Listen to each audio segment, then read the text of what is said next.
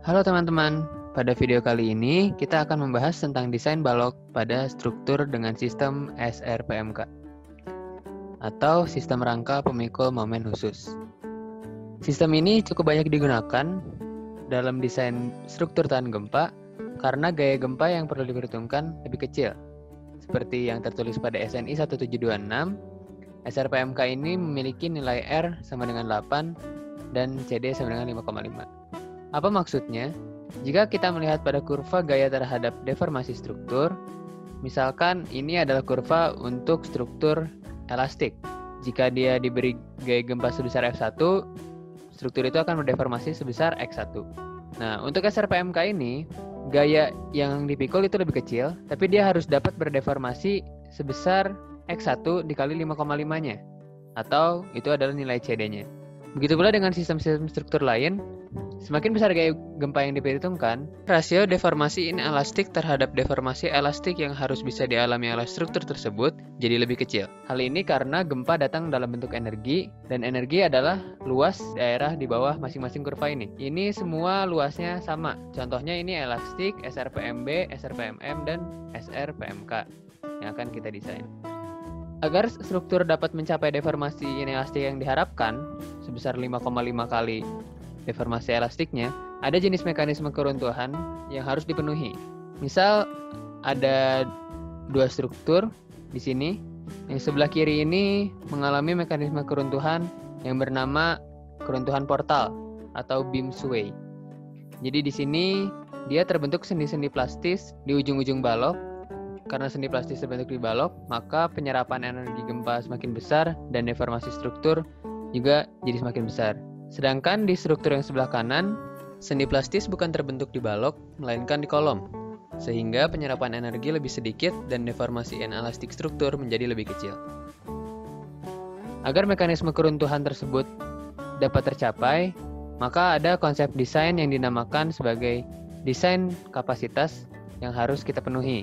Untuk level elemen, balok itu lebih lemah dari kolom, lebih lemah dari hubungan balok kolom, dan lebih lemah dari pondasi. Nah, ketika balok lebih lemah, akhirnya sendi plastis akan terbentuk di balok terlebih dahulu, baru nanti kolom, dan tentu saja jangan sampai di hubungan balok kolomnya atau di sambungan-sambungannya itu rusak terlebih dahulu, dan apalagi pondasinya.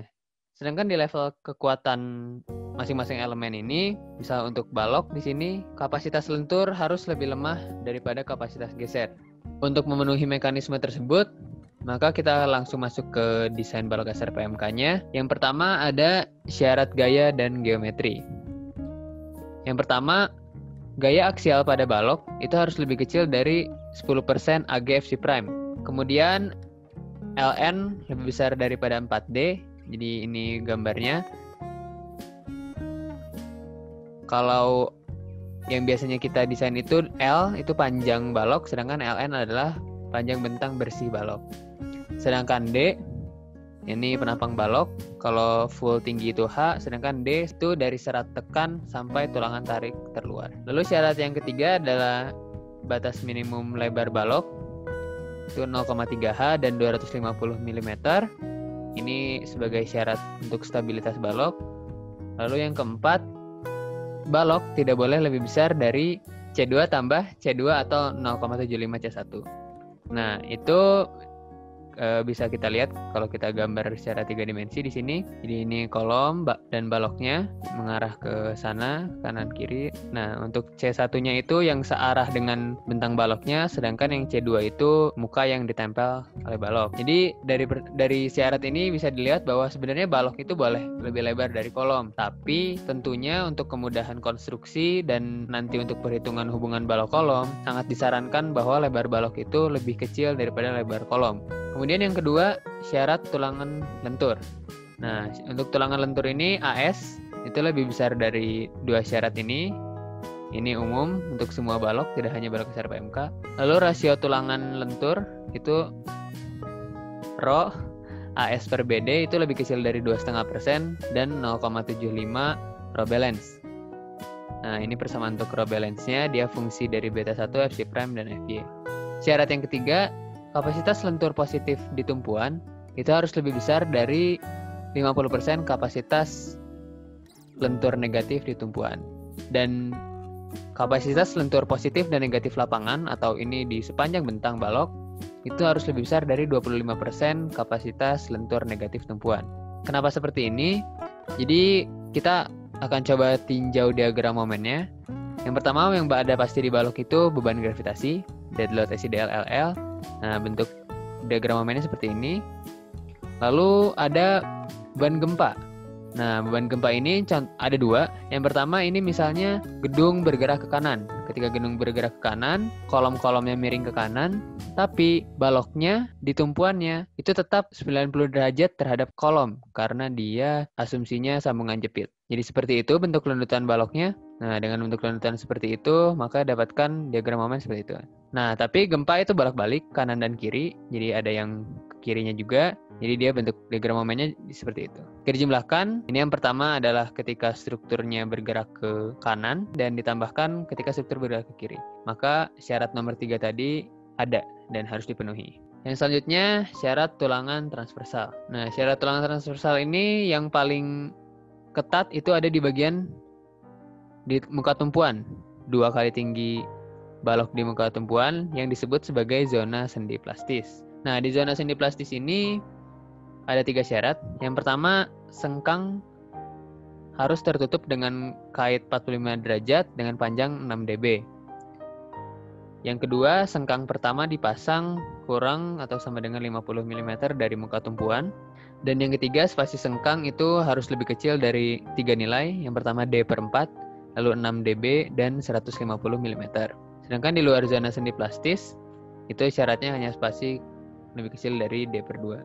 Itu adalah syarat untuk kekangannya, sedangkan untuk gaya gesernya itu tidak serta-merta kita menggunakan gaya geser dari software. Misal dari ITEPS kita ambil VU itu tidak bisa, kita harus juga menghitung nilai gaya geser desain untuk balok SRPMK. Disebut sebagai VE, yang itu adalah VG tambah VPR. Dengan VPR adalah gaya geser probable, ini itu adalah fungsi dari momen probable. Dan yang kedua ada VG itu gaya geser gravitasi akibat kombinasi 1,2D tambah L. Untuk balok dengan tulangan tumpuan kanan dan kiri sama, VPR-nya bisa dihitung dengan menggunakan rumus ini. Nah, dengan MPR sendiri itu sebenarnya mirip dengan MN, tapi FY-nya diganti menjadi 1,25 kali FY. Sehingga ketika kita menghitung A misalnya, jadi kalau APR itu kita kali 1,25-nya di bagian FY-nya. Jadi dia 1,25A. Nah, begitu pula dengan MN, rumus seperti itu. Dengan MPR, FY-nya diganti 1,25 FY dan A-nya jadi APR. Kemudian untuk tahanan geser baloknya, itu VN, ada kontribusi dari beton atau konkrit, VC, dan tulangan, steel, atau VS. Nah, untuk VS-nya itu rumusnya AV FYD per S, dan yang kedua VC. Nah, VC ini yang pertama bisa jadi nilainya 0,17 akar Fc prime BD, atau bisa jadi 0. Nah, VC ini harus 0 jika dua syarat ini terpenuhi. Yang pertama, VPR lebih besar dari setengah VE. Dan yang kedua, itu PU kurang dari AG Fc prime per 20. Kemudian yang terakhir, ini bukan khusus pada balok SRPMK, tapi ini pada balok dengan sistem apapun harus kita perhitungkan juga desain torsinya. Pertama kita harus cek dulu, perlu nggak sih kita nambah tulangan torsi? Tulangan torsi akan diperlukan jika beban torsinya lebih besar dari Pi TCR per 4. Dengan TCR-nya itu 0,33 akar Fc prime ACP kuadrat per PCP. Nah, kalau perlu, kita cek lagi yang kedua, apakah dimensi kita cukup? Nah, dimensi cukup ini persamaannya agak panjang, tapi ini harus diperiksa. Kalau kita menggunakan software ITEPS dan persamaan ini tidak terpenuhi, nanti kita akan dapat peringatan bahwa balok kita tidak dapat memikul kombinasi geser dan torsi secara bersamaan.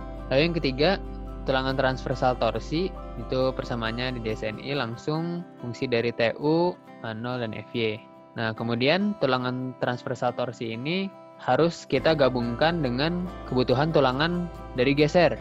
Nah, AVT per S ini 2AT per S tambah AV per S. Nah, itu ada syarat minimumnya juga. Ada dua syarat, 0,062 akar Fc prime B per FY dan 0,35 B per FY. Kemudian yang terakhir, untuk tulangan longitudinal torsi, HL ini fungsi dari AT per S kali PH kali kotangan kuadrat theta kali FYT per FY. Untuk balok non prategang, tetanya 45 derajat, jadi kotangan tetanya 1. Dan FYT ini, FY untuk tulangan transversal itu biasanya sama dengan longitudinal. Jadi biasanya itu 1 juga langsung. Nah, nilainya harus lebih besar dari 0,42 ke Fc prime per Fv ACP, min AT per SPH, dan FVT per FV-nya 1. Nah, kemudian ada satu syarat yang perlu dipenuhi juga adalah spasi antar tulangan longitudinal. Itu 300 mm. Nah, jadi misal kita punya balok seperti ini tulangannya. Nah, untuk arah vertikal dan arah horizontal itu 300 mm jarak maksimumnya. Biasanya ini menentukan apakah kita perlu tulangan di pinggir, yang tulangan tengah itu atau enggak. Sekian untuk materinya. Untuk dapat menghitung semua yang tadi dibahas juga, kami menyiapkan Excel desain balok SRPMK. Nah, ini ada sheet pertama itu desain lentur. Bagian kuning ini bisa diedit dari panjang balok, lebar, tinggi, diameter tulangan, dan lain-lain. Nah, sedangkan yang putih ini udah otomatis dihitung. Lalu kita masukkan juga momennya. Ini dari software. Untuk mengeluarkan ini dari ITEPS, nanti ada video yang terpisah untuk membahas ini. Kemudian pengecekan syarat gaya dan geometri dicek. Lalu ini untuk penulangan lenturnya ada 4, tumpuan negatif, tumpuan positif, lapangan negatif, dan lapangan positif. Jadi misal di sini ada yang not okay untuk tumpuan negatif. Alternatifnya 2, diameternya diperbesar atau jumlahnya diperbanyak. Yang kita tidak mau diameter perbesar, kita tambah jadi 3, masih not okay, 4, 5, 5 oke, berarti dia butuh 5 diameter 22. Itu pula untuk yang lain, misalnya tumpuan positif. Jadi oke, sekarang jadi not okay, kenapa? Karena ada syarat dia harus 50% dari yang tumpuan negatif, kalau ingat yang tadi. Jadinya ini minimal 2,5 atau ya jadinya 3 baru dia oke. Itu lapangan negatif, misalnya oke, lapangan positif not oke, kita tambah. Nah, jadi seperti ini. Itu misal ya. Kemudian selanjutnya bisa masuk ke desain geser. Nah, untuk desain geser sama masukkan nilai VU. Lalu ini yang input kombinasi 1,2D tambah L juga di input. Lalu ini ada sudah perhitungan nilai MPR, VPR, dan VE-nya otomatis.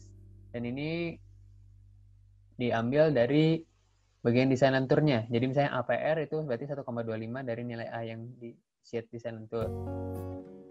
Lalu dicek pengecekan tadi apakah VC-nya sama dengan 0 atau bisa dihitung 0,17 akar Fc prime BD, dilihat dari nilai VR, setengah VE, PU, dan AGF prime per 20. Nah, di sini VC-nya tidak diperhitungkan jadi 0. Lalu untuk penulangan gesernya, ini bagian tumpuan, masih di bagian tumpuan. Misalnya menggunakan 2 kaki, diameternya 10, spasi 100 dia oke. Jadi sudah cukup spasi 100. Sedangkan misalnya yang lapangan spasi 150 sudah cukup di sini. Nah, kemudian masuk ke desain torsi. Di bagian desain torsi ini ada perhitungan parameter geometri. Kalau tadi dilihat rumusnya ada ACP, PCP, AOH, ANO, PH, ini ada semua di sini. Dan ini nilai-nilainya. Gaya dalamnya juga bisa di-input. Nah, misalnya kalau gaya dalamnya kecil, dia tidak butuh, berarti perhitungan di bawah ini tidak usah diperhatikan, jadi dapat diabaikan. Kalau misalnya besar, dia jadi perlu, baru yang bawah perlu diperhatikan. Lalu ini ada jenis torsinya, tadi belum dibahas. Kita melihat struktur kita statis tertentu atau tak tentu. Kalau kita balok di antara 2 kolom biasa, berarti itu tak tentu, jadi kita pilih kompatibilitas. Sedangkan kalau misalnya dia di atas tumpuan sederhana, sendi roll, atau dia cantilever, maka di sini pilih keseimbangan. Nah, ini yang kompatibilitas karena balok biasa. Udah gitu ini pengecekan dimensi penampang yang tadi agak panjang rumusnya. Lalu ini tadi saya tulis asumsinya FG per FVT-nya 1 dan θ-nya 45 derajat. Kemudian ini untuk penulangan transversalnya semuanya udah dihitung berapa AT per S-nya dan dijumlahkan dengan AV per S yang perlunya, jadinya nanti AVT per S berapa. Dan misalnya di sini ternyata dapatnya not okay. Jadi ternyata ketika dari gesernya oke, tapi ketika ditambah torsi not oke. Nah, di sini mengubahnya bukan di sini. Jadi ini di dua-duanya nggak masuk. Jadi misal kita balik lagi ke sheet desain geser. Misal yang ini kita jadiin 3. Kalau yang ini misal kita jadi lebih apa? Kita jadi 100.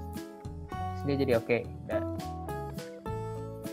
Begitu pula yang longitudinal. Nah, yang longitudinal ini ada dari kebutuhannya berapa, lalu AL-nya, jadi totalnya butuh berapa. Nah, ini jumlah tulangannya, ini yang lentur, tumpuan dan lapangan. Nanti diperiksa jarak-jaraknya, apakah sudah, jadi misalnya ini sebenarnya boleh 0, kita tidak pakai tulangan badan, di tengah itu 0, tapi ternyata jarak antar spasi tulangan longitudinalnya jadi lebih besar dari 300, jadi kita butuh di situ. Jadi ini baru oke. Dan pengecekannya dari situ. Terakhir di bagian kesimpulan, ini dicek dari 4 pengecekannya sudah oke, dan ini kesimpulannya butuh tulangannya berapa, baik longitudinal maupun transversal atau sengkangnya. Nah, dari tadi juga bisa kita lihat bahwa di setiap perhitungan ini ada pasal referensi, jadi kami mengambil dari dua-duanya, SNI 2847 yang 2013 dan 2019. Ini ada pasal-pasalnya jika teman-teman mau belajar, mau cari tahu lebih lanjut, dan siapa tahu menemukan bahwa ada kesalahan di Excel ini, silahkan email ke @minuteslearn@gmail.com. Semoga bermanfaat. Terima kasih, sampai jumpa pada video selanjutnya.